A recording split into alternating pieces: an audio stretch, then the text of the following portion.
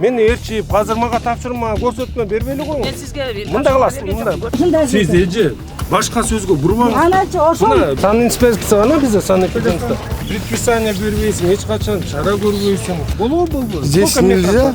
Я. Максимум 50 метров должно быть, минимум. Санэпидстанция иштейбейт буламы? İşte o tat. Бизге чейин эмне болуп жүрдүң да? мыйзам бар да, эмес туурабы? керек да. Мыйзам бар да, баарыбызга бирдей болсун да. Жакшы бомждардын үйү болуп атат. Ол нандардын үстүлөрүн да карап койсоңуз, бирөөз тапшырма берип койсоңуз. Мына эч кандай бир сом акча төлөбөй иштейт бу жакта. Бешөтө. Элдин тынчын алат.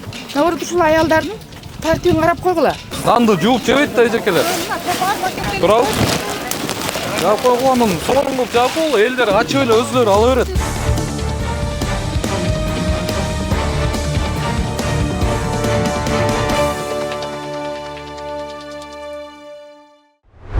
Ассаламу алейкум, Нисахыр долбоорунун көрүүчүлөрү, таза тамак аш үчүн күрөшкөн жаңы чыгарылышыбызга сиздерди чакырмакчыбыз. Бүгүн биз кайрадан Ош базарга бармакчыбыз. Бишкек шаарынын мэриясы бизге чыкты. Айбек Жумшалиев жана Рамис Алиевтер менен чогуу ошол гос органдар менен жада калса санэпидемстанция менен барып, ошол Ош базарга барып иретке келтиргенге аракет кылабыз. Мурунку дагы Ош базарга барган чыгарылышыбыздын комментарийлерин окусак абдан чоң талкуу жаратты. Сиздердин колдооңуздарга рахмат. Ушундай Рамазан ыйык айында кармаган орозоңуздар кабыл болсун.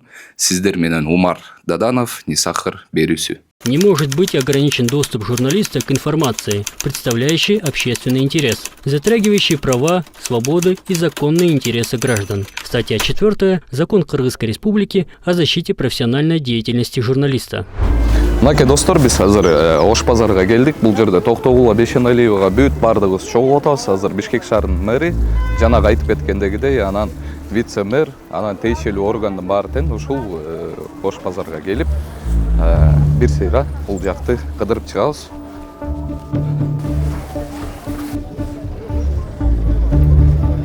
Достор, ушундай бул жерден баягы Бишкек шаарындагы баягы журналисттин баардыгы келиптир. Бул жерден азыр Алато 24-тү көрүп атам. Ньюс ушундай журналисттин баардыгы тең ушул жерде экен. Биз келип кеткенден кийинки Бишкек шаарынын реакциясы, мэрдин реакциясы. Ыраазычылык билдиребиз.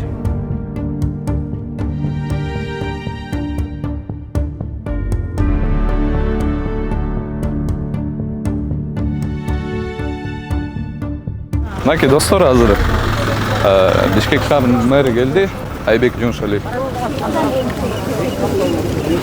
Достор, азыр бул жакта мэр кетип баратат, журналисттер баардыгы интервью алып баратышат да.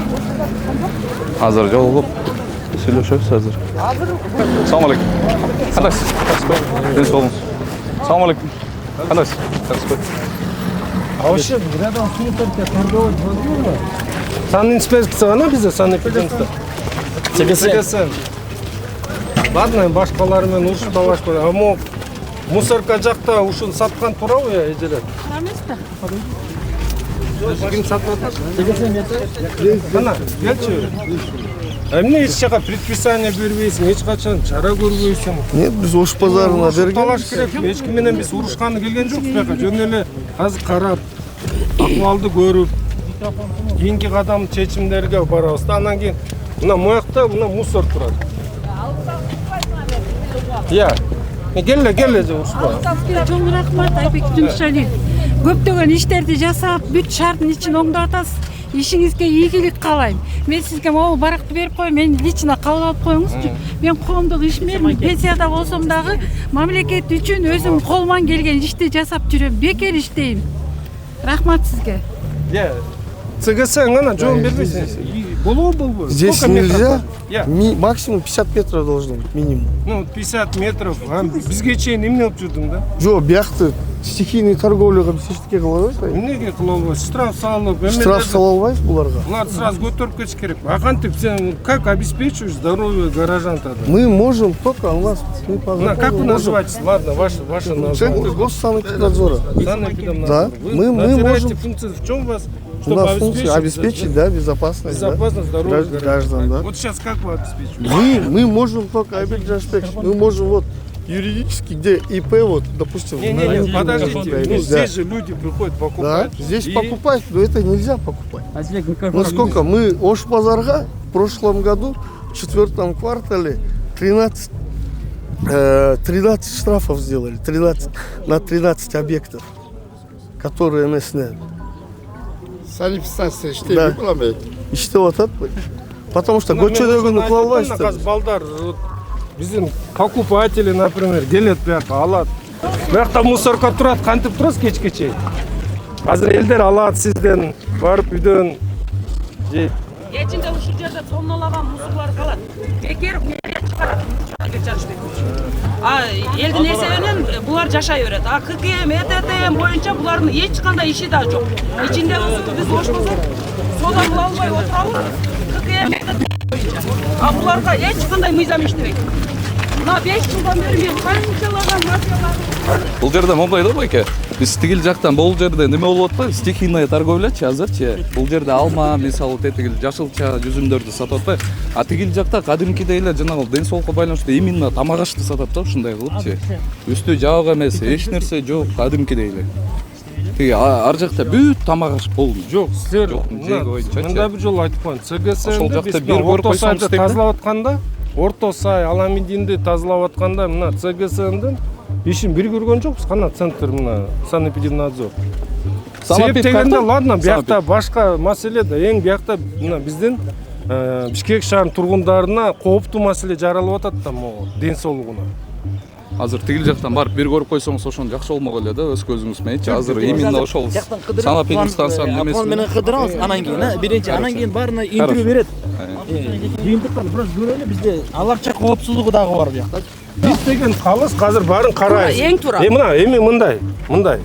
Кандай болуп, комментарийлер жазып атат, кандай эмне деп атат десе, ошо мен арты менен жүрүп берсем эмне иш болот? Же сиз, мынакей, мен сизден суранам. Мени ээрчип, казыр мага тапшырма, көрсөтмө бербейли Мен коюңуз. сизге Мындай кыласыз, мындай кылыңыз, мындай. Мыйзам бирдей иштесиз. Башка мына Бишкек шаар тургундары, саудагерлер да жүрөт, алар эчтеке айта албайт. Мен бир нерсени айтып коеюн. Мен өзүмдүн план менен келдим. Биздин азыр суунун нугун тазалап атабыз, базарларды тазалап атабыз. Бирок ошо менен кошо биз да шарттар түзүш керекпиз да. Жөн эле күч менен эле бирөөнү барып базарлап туруп. Мына болду. Азыр базарларды базар көрсөтөбүз, курулуп атат. устойлорду. Базарлар курулуп атат. Эртең ким мыйзамдуу келишимдерди түзүп, мыйзамдуу иштеп аткан болсо ошол жака көчөт. Эртең биякта базар түп тамыры менен жок болот. Ага чейин соода кылыш керек. Эми мындай да. Көчпөйбүз да, туурабы? Эмнеге бүгүн Бүгүн эртең көчкөлөйбүз. Антисанитария кылып аткан буларды. Мыйзам бар да, туурабы? Мыйзам бар да, баарыбызга бирдей болсун да. Айланып карап туруптун анан кийин. Мореке строенияларда карап коюңуз. Жакта бомждардын үйү болуп атат.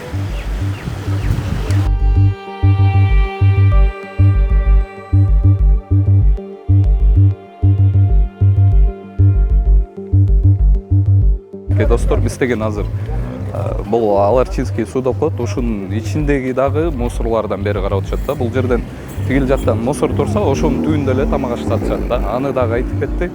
Баягы болгон санитарияга көбүнчө ушинтип ошого азыр көз буруп атабыз да. Азыр бул жерде деле тартып карасаңыздар, элестет тетигил кийимдеринен бери жатат да ушул жердечи. Ошол биздин Бишкек шаарыбыздын борбору. Ошондой достор, ушунун ичин бардыгын тазалоо иштерин жүргүзүп, баягы тамак аштан да сырткары ушул Бишкек шаарыбызда болгон, Ош базарда болгон ушул антисанитария, ушундай мусорларды дагы карап жатышат. Ой, Ош базарын тазалыгын өзүңөр жакшы билесиңер да, туурабы? Анан ушундай комиссия келерде эле чуркап калабыз го. Комиссия келет деп Аны сен деле жакшы билсең керек. тазаланып калды. Албетте, конечно. Мусор, болгучтар жатат. Сатуучусузбу? Конечно, сатуучумун. Сиздики кайсыл жакта турат? Кулияда турабыз. Полный жапкыла деди, жаптык. Бергиле. Ага кийин ачылабыз. Бул жактын администрациясы, Ош базарынын администрациясы.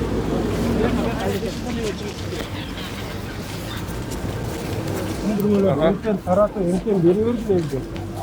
Булар деген бизге эң биринчи күнөө эмне коюп атат? Айтпай, этпей туруп келип эле базасын. Ошон үчүн хакимият УКЗ, муний инспекция, баарыңар биргелешип, анан санитарный инспекция. Енді санитарный надзор эчтекеге алуу жетпейт десе, андай бизге мекеменин кереги эмне? Ошонун баарын караш керек да, ач керек. Бул деген мыйзамсыз, бул деген биздин Бишкек шаар тургундарынын ден соолугуна зыяндык алып келет, коркунуч алып келет деп. Бул жерден мэр биздин Бишкек шаарынын санэпидемстанциясына өзү тапшырма берип жатат да, азырчы ушул жерден. Бул жердеги жашоочулардын баягы Бишкек шаарынын ушул жердеги тургундары тамак аш сатып алат, ошол жөнүндө жана ден соолук коопсуздугу жөнүндө мэр азыр өзүңүздөр уккандагыдай тапшырма берди да. Айбек Тюкшалич, бул нандардын үстүлөрүн да карап койсоңуз, ошол бир ооз тапшырма берип койсоңуздар. Анткени азыр жалпы беребиз. Ушул бойдо эле ачык эле турат да. Бүт баары. Орто сайдыда кыдырганда ушундай көрүнүштөр болгон. Баягында. Ал көрүнүштөрдүн баарын жоюп коелу четине. Бул жерде чучуктар, эттер баардыгы эле ачык эле сатылып эле турат да. Бүт баардыгы. Мынакей достор, баягы нандардын жанынан азыр өтүп бартабыз. Бул жерден баягы биз келип кеткенден кийин азыр бүт баардыгы тең жабылды, жабылган жок. Азыр сиздерге көрсөтөбүз. Бул жактан мэрдин өзүнө жаңы эле айттык, айтсак бул жерди жабып коебуз деди. Саламатсыздар. Кандайсыздар? Жакшысыздарбы? Саламатсыздарбы? Качан жаптыңыздар? Кандайсыздар? Жакшысыздарбы? Нанын үстүндө айтам. Сизге, именно сизге айткам, жабып коюңуз деп, эртең жабам дегенсиз. Үстүлөрүн жабып коюңуздар да эжеке. Баягы эле сөз эмне? Муну жууп жебейт да, нандычы алып барып же. Туурабы эжеке? Алда артыңыздардан бүт баардыгын пакетке салып, сонун кылабы? Хорошо. Мынакей карагылчы. Канча убары болуп, азыр бул Бишкектеги госоргандын баардыгы Ош базарга келди азырчы. Мэр жүрөт, вице-мэр жүрөт, баардыгы келишти. Кичине өнүгөлүк эжекелер, санитарияны кармайлы.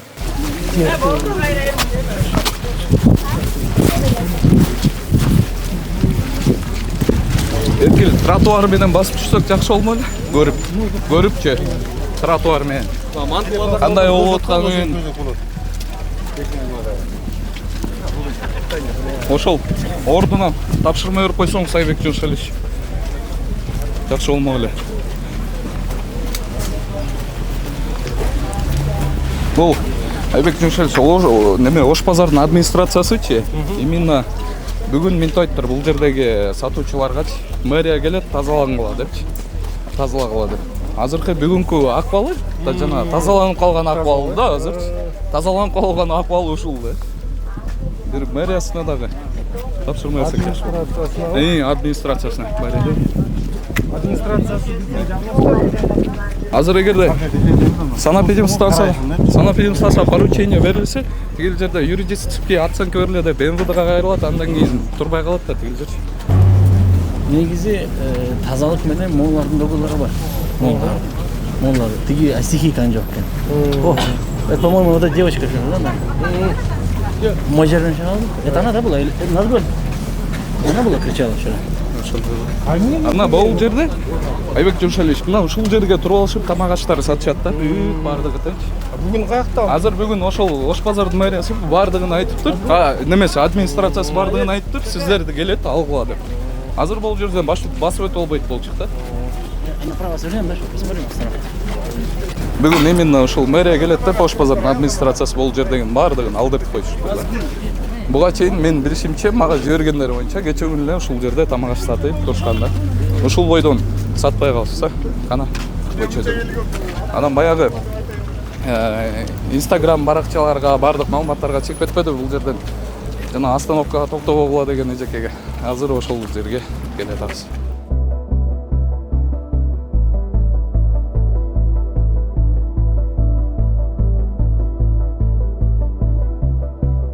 Достор, именно ушул жерде болчу, баягы тамак аш саткан барчу. Эжеке, сиздер эмнени карайсыздар? Саламатсыздар.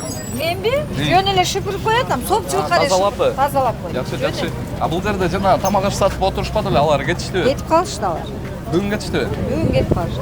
А мен жөн эле сопчулукка эле шыпырып коём да. Жакшы. Ушул жерде иштейсиздерби деген? Жок, иштебейт элем. Анда-санда. Жакшы. Рахмат сизге. Ушундай достор ушул жерде болчу баягы. тамак аш сатылып турган жер. Азыр эч нерсе жок да бул жерде. Баягы сыйкыр өкүрүп мени урушуп аткандар ошондой. Азыр ошонун артынан биздин келип кеткендин аркасынан баягы Бишкек шаарынын мэриясынын бүткүл көзөмөлү ушул Ош базарга келди. Достор, Исахыр долбоорунда бир гана тазалык керек.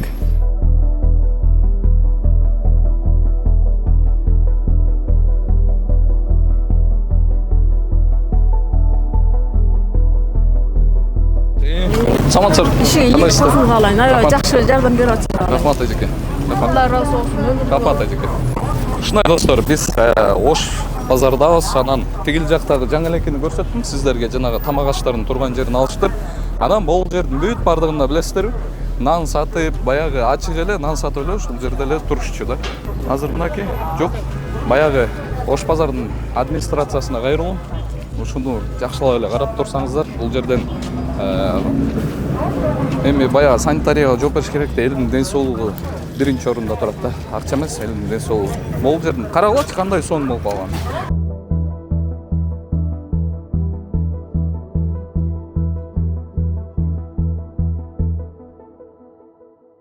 Достор, эми баягы Исахыр долбоорунун кийинки көрүнүштү азырчы.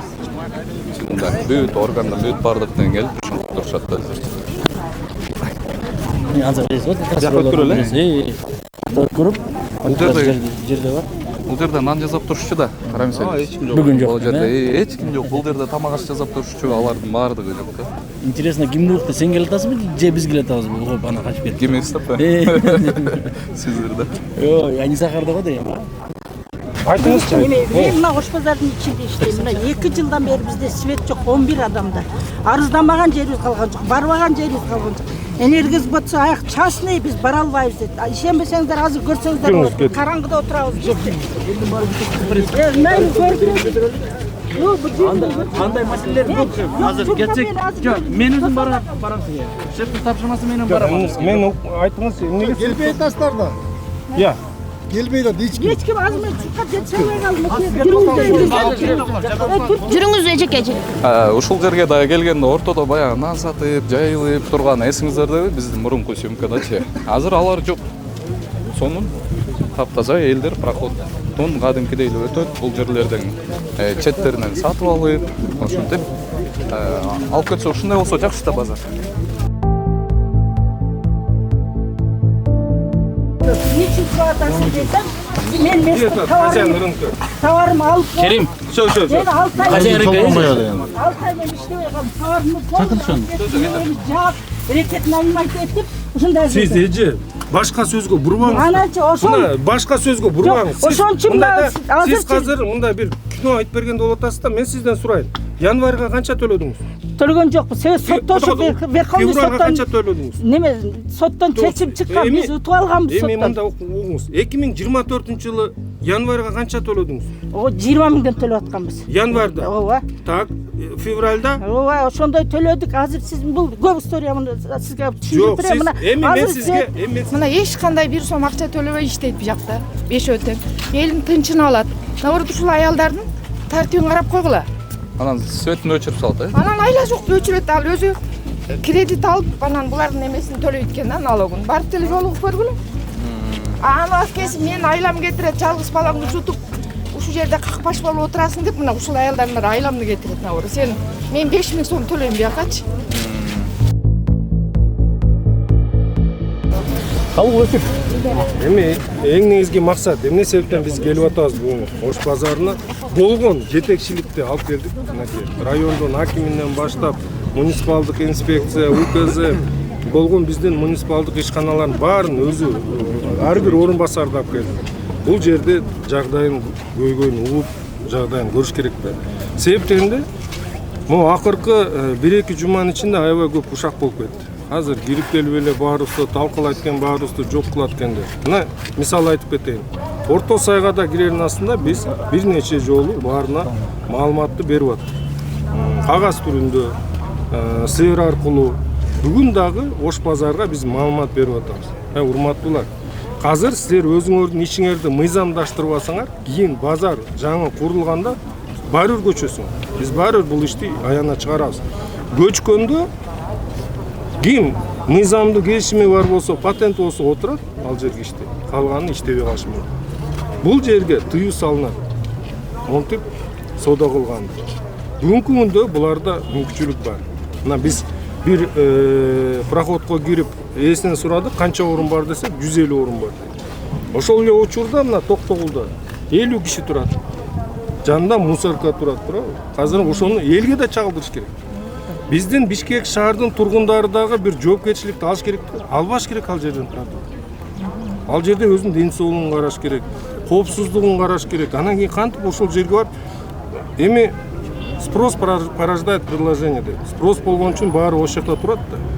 Эгер биздин Бишкек шаарынын тургундары да жардам берип, көп учурда ушундай мыйзамдуу көрүнүштөр болуп турган жерге барып, ошол жерден соода кылса, албетте бул дагы жоюлат. Тилекке каршы бунун баары бизге күч келип атат. Анан экинчи маселе бул суунун нугун көрдүңөр. Биз Бишкек шаары боюнча азыр Аламедин, Аларча, БЧКнын суунун нугун тазалоо иштерин жүргүзүп атабыз. Бир нече жолу тапшырма берилген бул. Ал жер ошту көрдүк. Туурабы? Кантип базарды жууп кетип атты. Канча суу эми эртеңки күнү суу өтсө эмне болот? Ошондуктан биз эртеңден баштап аяка мына Рамиз Гүлганович уже техниканы мобилизовать этип биз аяка кириш керекпиз. Аяка киребиз дагы суунун нугун тазалап кете беребиз. Анан бүгүнкү күндө токтомдун министрлер кабинетинин токтомун алкагында негизинде алардын баары бизге өткөн мэрияга. Ошондуктан бүт келишим мыйзамсыз түзүп калган келишимдердин баарын жокко чыгарып, мыйзамсыз тургандардын баары санитарный зонаны сактабаган болсо тазалагыла. Бул эртең абдан кооптуу маселе. Эртең абдан кооптуу. Бул деген адамдын да өмүрү. Ошондуктан биринчи ирет ошодон баштагыла. Анан бүгүнкү күндө жанакындай мыйзамсыз айтып атпайбы эже? Мен түшүнүп атам. Булардын мыйзамдуу бүгүнкү күнү соода кылып аткан адамдардын соодасы жок да. Себептегенде ортодон жеринен илип кетип атышат.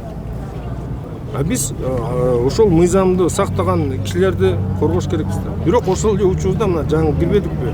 Эже айтып атат, мына мен светим жок 3 жылдан бери деп. Көтөрсөк бир келишими жок. Бир налог төлөгөнү жок, салык төлөгөнү жок. Бир эч дагы кагазы жок.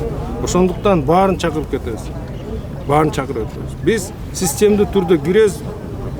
Биринчи ирет баарына маалымат берип, баарына көрсөтмөлөрдү айтып кетебиз да болду. Эгер аны аткарылбаган болсо, анда мына орто сайды көрдүңөр. Тазаланбайт деп атылат, собственно тазаланып калды. Аламединди көрүп атасыңар, базарын тазаланып атат. Эми Ош базарда бир эле өзгөчөлүгү бар. Бул көчөт. Ошондуктан биз убакыт берип, анан эгер өзүңөрдүн келечегиңерди ойлосоңор, өзүңөрдүн шартыңарды ойлосоңор, мыйзамдуулукка өткүлө деп атабыз. Себептен эртең биз көчүргөндө базарды биякта жабылат бул. Бияка соода кылганга тыюу салынат толугунан. Кыскача Ош базарын көчөт. Мен сизге баарыңарга мына ушул жерден да айтып коеюн. Ош базар толугу менен көчөт. Андан кийин көчкөндөн кийин биз кийинки кадамдардын баарын карайбыз, биякта кандай болот, эмне болот. Бирок мына 3 айдын ичинде бүтөт деп атат, биз өзүбүз да күтүп атабыз. Курулуш иштери качан бүтүп, бизге мэрияга өткөрүлүп бергенден баштап эле биз иштерди баштайбыз. Бирок дагы бир жолу айтайын. Бүт баары эгер силерде мыйзамдуу кагаздарыңар баары, келишимдер, патенттериңер, жанакы налогторун баары болгон болсо, салык төлөгөндөрүн маалыматы. Биз биринчи ирет ошолордун баарын чечебиз.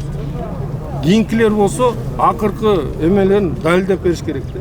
Анда бияктын акчасын төлөш керек болот. Бияктан соода кылдырган тияктан место берилеби?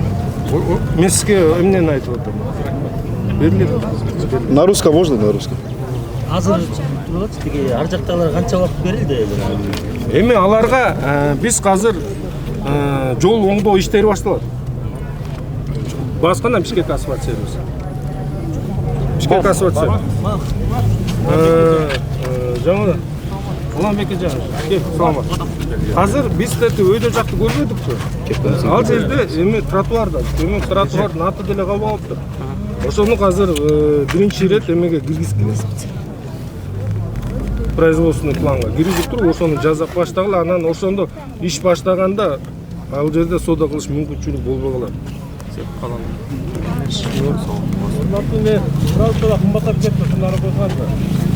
Эми эми жеткирели көп.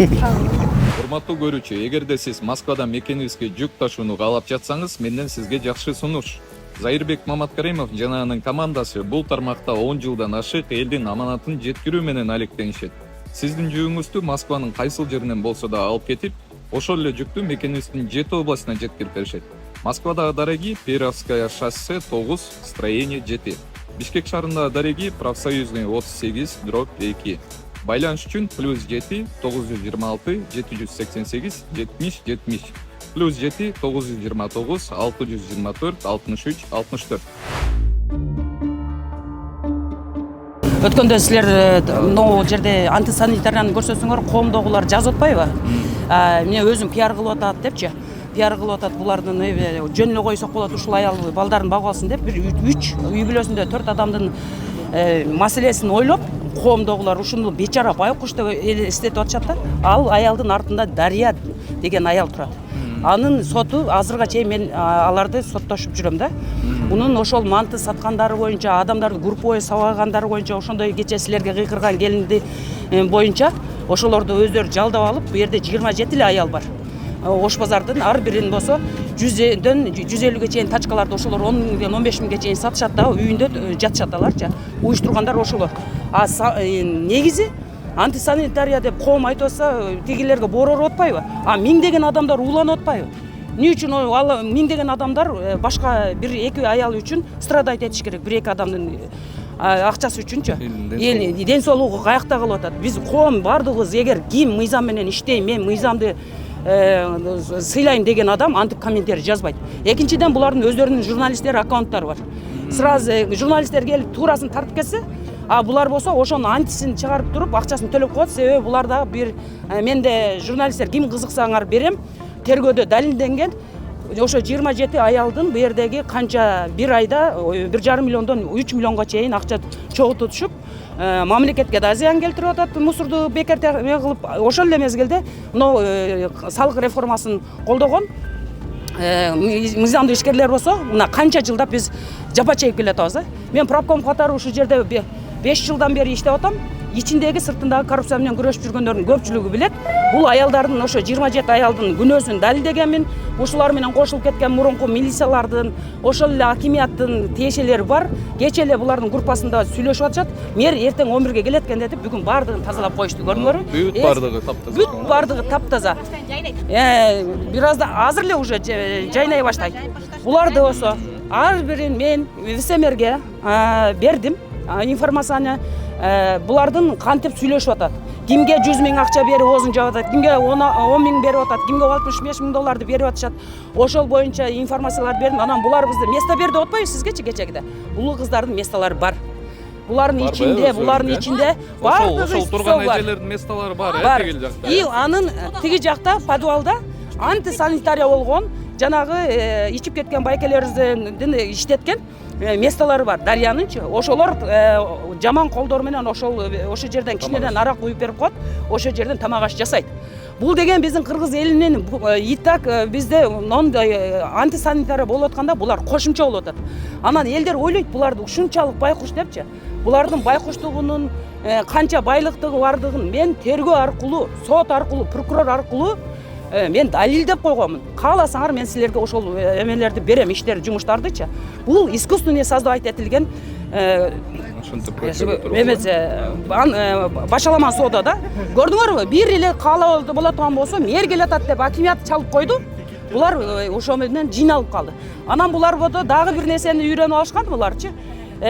Канча жыл бою, булар 15 жыл бою бардык ошо аялдар болсо урса да, сабабаса дагы, сабады мени өлтүрө чапты, бойман түштү деп 4-кор больницадан жалган маалыматтарды чыгарып алып туруп врачтарга, эксперттерге апарып чыгарып жүргөн.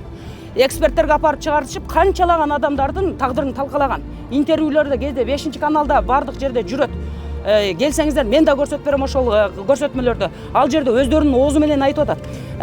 Мен жалган көрсөтмө берип, бунун мойну үзүлө чапты деп туруп 5 жылга каматып бергенмин деп мойнун алып атат. Бул иш ошол бойдон 4 жолу жабылып, азыр каерде жок болуп кетти билбейм. Ал ишти таппай атам да менчи, номерлеринен бери бар. Ушундай резонанс болуп аткан ушул жердеги проблеманы мен канча буга чейинки мэрлерге, акимдерге ошол эле милицияларга айттык. Азыр негизи милицияга түнкөгөнгө акылары жок да. Себеби милициялар уже иштей баштады.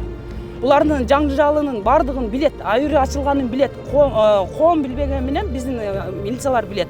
Азырдын бардыгы ушу мэрия менен акимиятта болуп атат.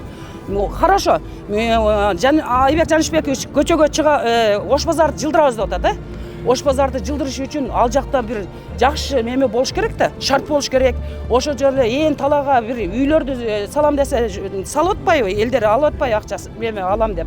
Үйлөрдү салсын, условияларды кылсын. Анан кийин Ош базар жылгыла десе жылмакпыз. Себеби бу жер розница, оптун сатпайбыз. Бизди ээрчип эч ким ал жака барбайт. Ушул жердеги элди ойлош керек. Булар алды Россияга аркасы Алматада жүрүп, темселеп келип, берден ушу миллиондогон акчаларга сатып алып, канча жылдап содалары жок отуруп, Кыргызстан боюнча пикетке чыгышты. Салык саясаты боюнча. Мен ошо жерде, мен баш болуп, эл баш болуп, мамлекетти колдоп, Садыр Нуркожоевич, Камчы Кыдыршевичти колдоп, биз чыккан жокпуз.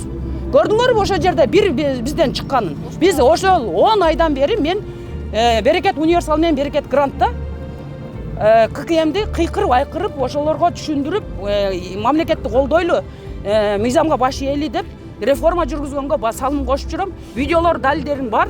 Анан ушул биз мыйзамга баш ийип, ошо элдер ошентип отурса, сүйлөй албаса, булардын мафиядан корксо, анан булардыкы туура болуп кала берет экен да, ким биринчи айкырып чыкса, анан биз болсо мыйзамга баш ийгенибиз үчүн. Кичи бар дейсиз бул стихийный торговля? Стихийный торговляда азыр 1,5 миңге жакын адам бар.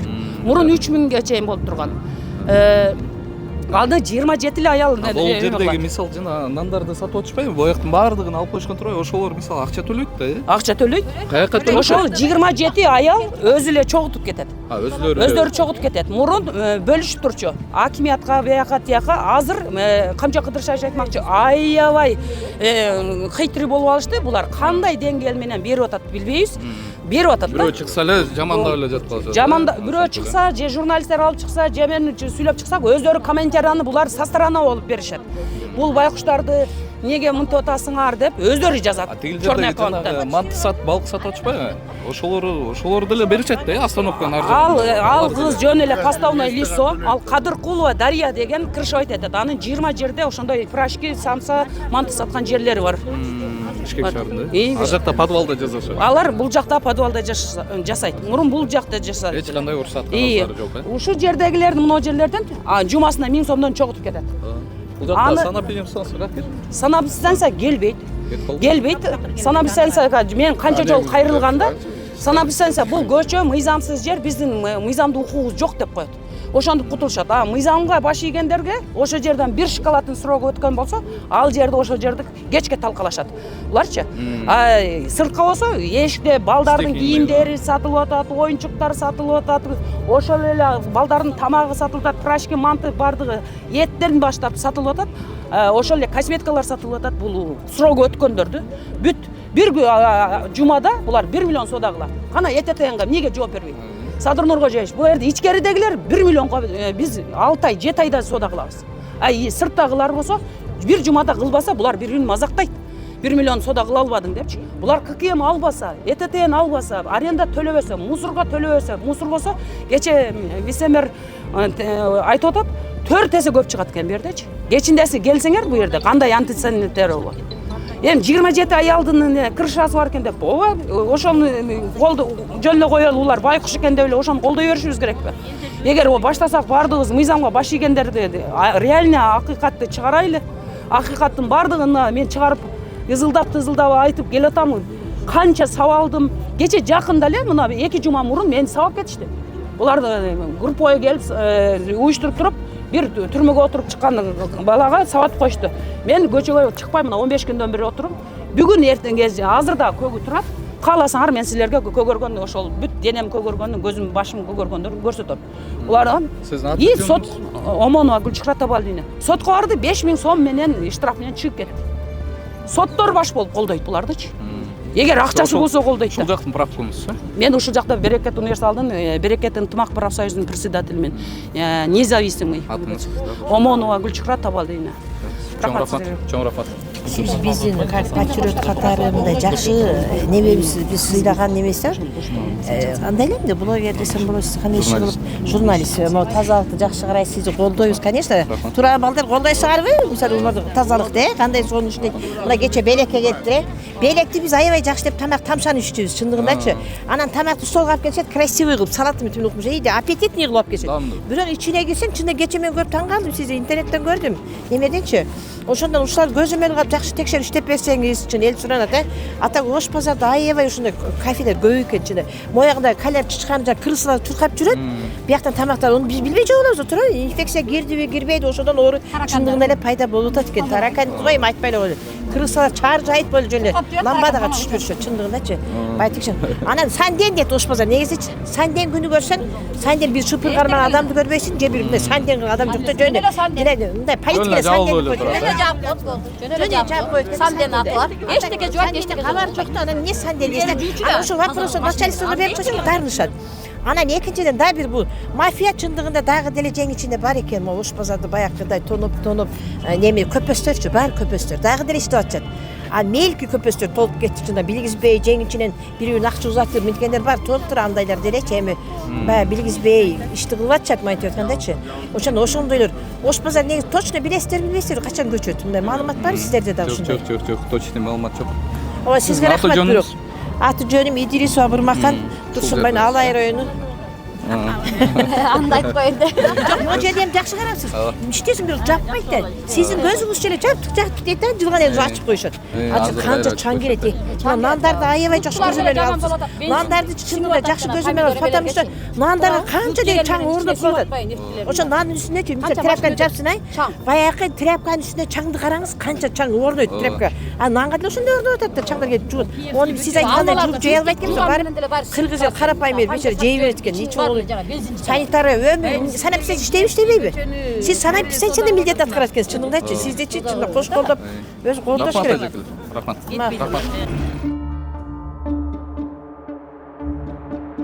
Мынакей достор, бул жерде баягы машинаны жүктөп кетебиз деп жазылып турат да. Андан кийин жаңы эле мэр менен ушул жерден жолугуп, ушул жерден ары бери баспадык белек. Кеткенине где-то бир сааттай болуп калды туугандар. 1 сааттан кийинки көрүнүштү карап болгола. Жана бул жер пустой, таптаза эмес беле.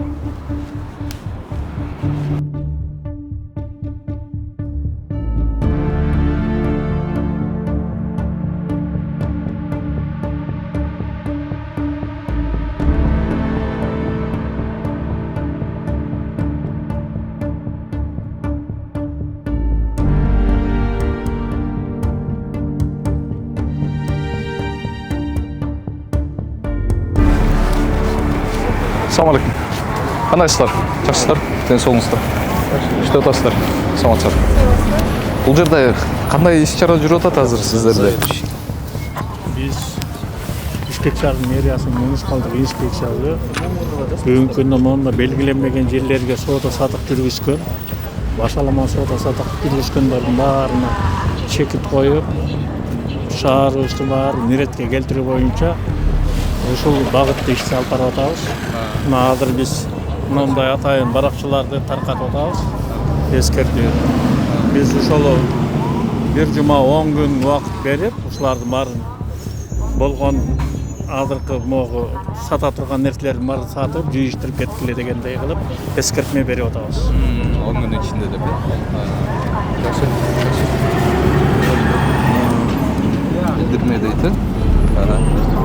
Ато алып кетпегендерге сиздер алып кетпегендерге биз инспекция тарабынан Кыргыз Республикасынын бузуулар кодексинин 286-беренесинин 2-бөлүгүнүн талабына ылайык тийиштүү чаралар көрүлөт.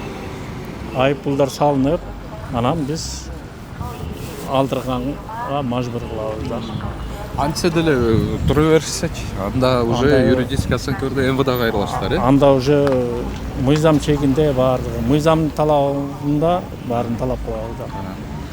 Хорошо. Айыңыздар. Достор, жанагы мэр айтып кеткен, ушул жердеги мусорканын жанына келдик кайрадан. Ушул эле мусорканын түбүндө эле ушул жерден жер жемиштерди сиздерге сатышат да. А негизи мыйзам боюнча 50 метр жок дегенде 50 метр алыстыкта болуш керек да, мусордун жанында. Бул жерде өзүңүздөр билгендегидей кандай деген оорулар бар, кандай деген инфекциялар бар болушу мүмкүн да. Анан ошентип азыр машиналар да туруп алды. Азыр бул жерге мусорду алып кетелик деп келишсе, бул жерге машиналар турган болот, анан мусорканы алып кете албай ушул жерде да туруп алышат да. Мынакей. Оларын чыгарып алышканда уже даярдап бардым чыгарып алышканда азыр эле мына кетти десек кайра эле тура беришет да. Чапат. Достор ушундай. Бул жерден ушинтип оларды коюп коюшкан. Мына ушулар остановкада турат экен да. Ушул жерде турат. Ушул жерден анан остановкага ары көздөй чыгарып туруп, жанагындай каяктан жасалган белгисиз тамак ашты ошол жерге коюп коет.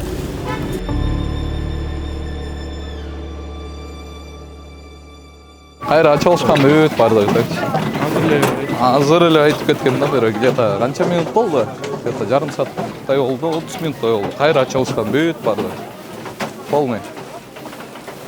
Кыдыр экейле тартсаң. Достор, мен эмне үчүн айтып атам? Бул нанды алып туруп, баягы кайра айтып кетейин, просто жууп туруп жебейбиз да. Бул жерден канча адам өтөт, ишлекей чачырайт, ооруп аткан адамдар бар. Анан канча деген адамдар Ош базарга келет да. Ушул жерде бир билбейм, эми кантип иретке келтиребиз. Кайра жаап койбойсуздарбы? Муну жууп жебейт да эжекелер. Туурабы? Бул нан да бул. Ушу жаап койдон тура берсек. Ачып алып кетесиң, ошого ыңгайлуу кылып жасап берип коюңуздар. Ооба. Азыр эле эжекке убада бердиңиздер эле кой, үстүн жабабыз деп. Айрып салмады блок. Я башка жок болот а? Башка жок болот а? Убада бергенсиздер да, кайра ачып койгоңуздар эмне эми эже?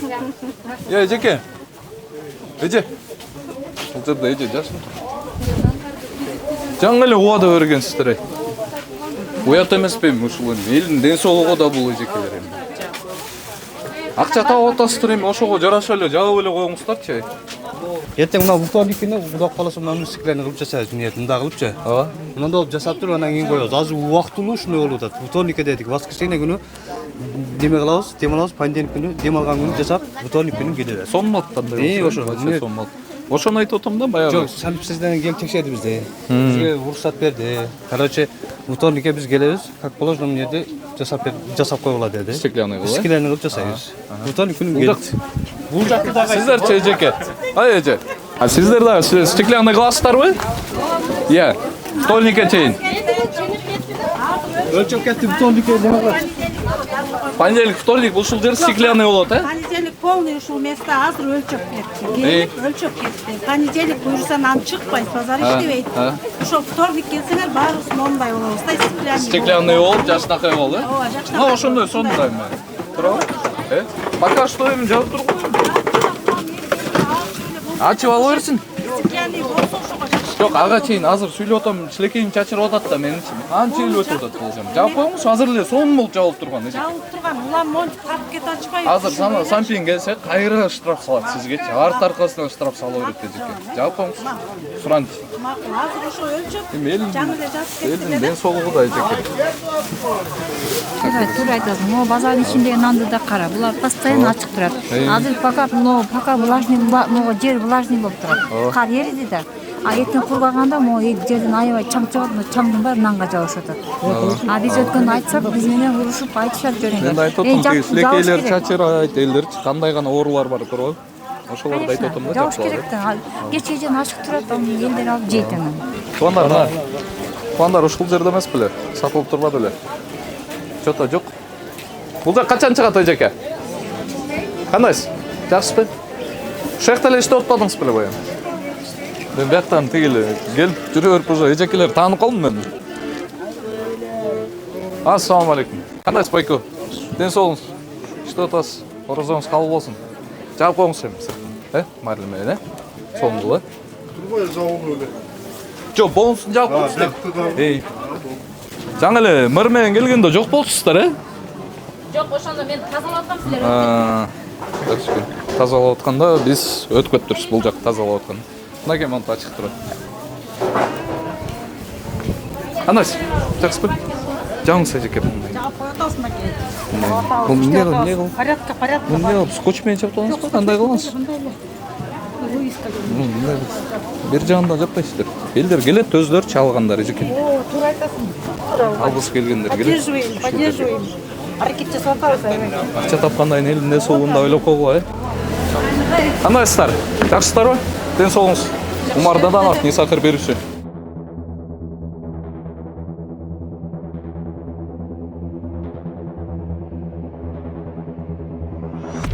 Қандайсыздар, әжекелер? Жақсыздар ба? Ден соғыңыз. Так, ешкім өтпайды мен айтсам.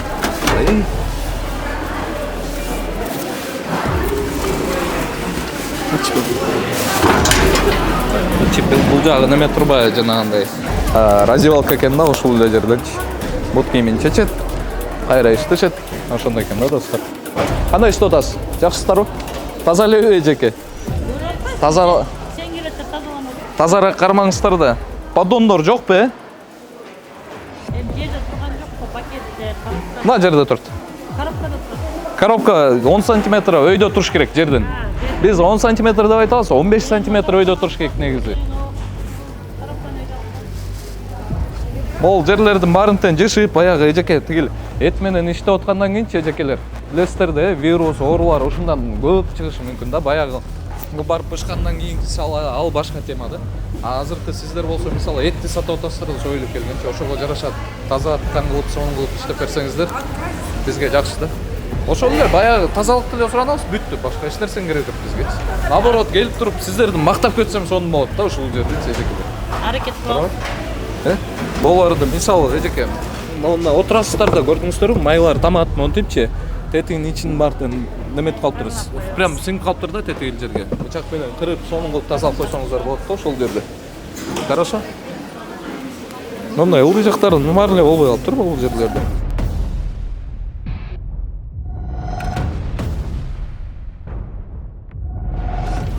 Бул жериңиз. Бул жерде ким турат? Бияк раздевалкабы? Или коюстарбы? Эме үшүгөнбүз да жаңы эле чечкен. Ошол жака эле илип коесуңарбы, э? Эме бар, кийим одежда чечкендерибиз бар. Азыр келишсе бекер эле штраф салат да. Сиздергечи. Тетигил мэриядан бери, эжекелер, мэриядан бери баягы убара болуп бүт инспекциям бар келишти да, органдарчы бүгүнчү баарды келишти. Ошол тазалык эле баягы. Тазалык ана мыйзамдуу. Полный справканын бар, документтин баарын чогулуп туруп эле, сонун кылып иштей берсеңиздер эле болду. Он бардык тең өйдө туруш керек болчу эжеке. Поддондун үстүндө туруш керек болчу. Эже. Азыр эмеге саламан Маразимге. Ана могул жерлерди тазалап албайсыңарбы я? Мун. Уборщица бар да, эмнеге акча алып атат? Каждый раз келип тазаласын, уборщицаларга айткыла, ал уборщица. Ошол баарыңар чогулуп бересиздерби уборщица? Ооба, биз акча төлөйбүз да. Сиз бул иштеп аткан жериңизди деле тазалай бересиз. Эч нерсе болбойт. Ушул жерлердичи. Ол жерден жана эт менен иштеп аткандан оорулар чыгышы мүмкүн эжеке.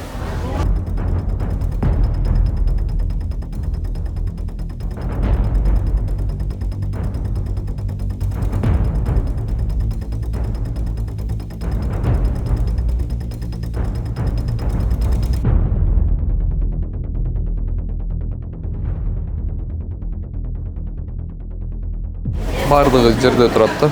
Бул жерден ветврачтарга дагы айрылым, ветеринарияга дагы айрылым, ошол эле Ош базарынын администрациясына дагы айрылым, сампинге дагы айрылым.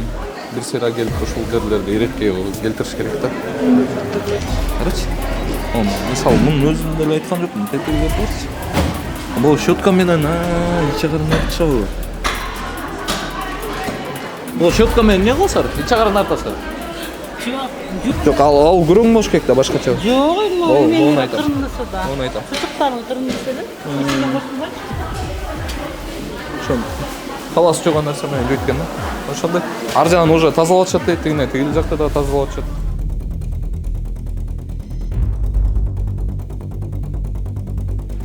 Подвал барбы?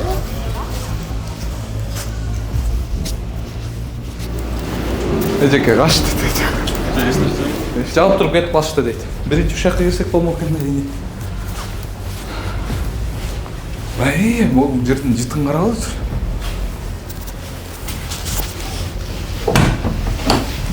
вообще жыттым. Чыдабыз.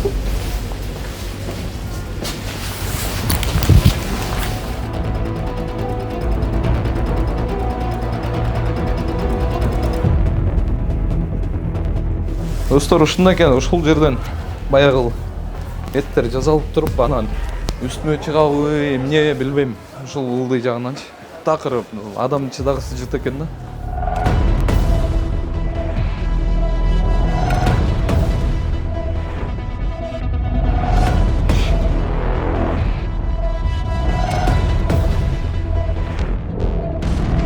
Умар Даданов, Ниса Хырберш.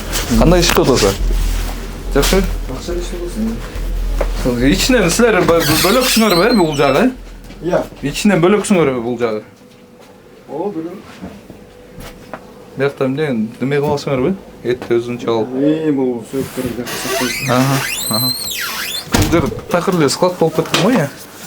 Ушуну тазалап, Бул кечиресиз. Бул жакта иштеп аткандан кийин баягы сиз полун жасап, сонун кыла алдыңыз да. Эми мен биякта жакында эле келген да ошо. Эми жакында келип иштетип атасыңар. Эми жете бир жарым жыл. Ой, эми акча таап атасыңар, эми бир чыгынып тетияка чейин ремонт кылып, сонун кыла алгыла, э? Сөз. Сизди азыр келгенде наоборот реклама кылып кетсем сонун болмок да. Хорошо? Эт сатып аткандан кийин баягы элдин ден соолугу да. Хорошо? Бул жагы кандай экен? Assalomu alaykum. Көрүңүз. Assalomu alaykum. Кандайсыздар? Жакшысыздарбы? Как вы дела? Бул жакта ким? Сизби? Жок, эмес. Ким жаңы эле бир байке отурбуду, кетип калдыбы? Бул жердечи айтыңыз, байке? Ол жерде деген, ол жердин бардыгын тазалап, онун ылдый жагын кафелдеп, кадимкидей условияга жараша иштеңиздер, э? Айтасызбы? Анан могу ичин тазалап болгон бүт бардыгын тең. Хорошо? Бул жер радиолка эмес да силерге. Кандайсыңар? Кандай иштеп атасыздар? Жакшымы? Assalomu alaykum. Умар Даданов, Ниса Хырберш. Кандай иштеп атасыз? Жакшысыздарбы? Бул жак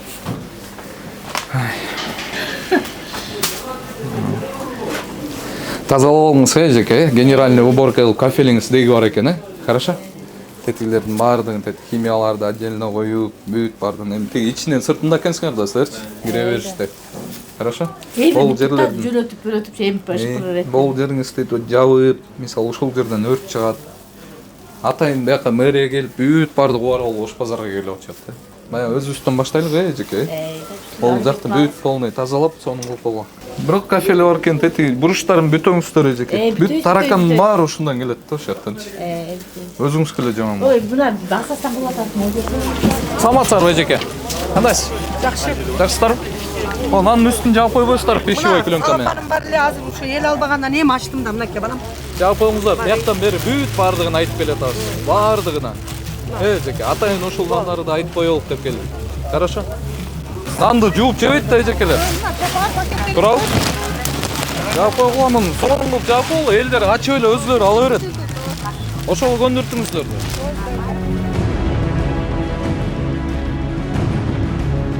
Мынакей достор, баягы Ош базарга келдик. Жанагы айтып кеткендегидей эле, мэрия жана дагы тийиштүү органдын бардыгы ушул жерге келди. Бир гана ушундай бир көрүнүш, жанагы мэрлер ушул жердеги жана вице-мэр бардыгы келгенден кийин, келип бул жерди карап чыккандан кийин, кайра кеткенден кийин бүт бардыгы тең чыгарып алышты да, туугандар. Баягы өз паңыздарды өзүңүздөр бересиздер. Кечке бул жерде жүрөп чарчап да калдым, туугандар, жана сүйлөй албай калдым. Ушундай достор, өз паңыздарды өзүңүздөр бересиздер.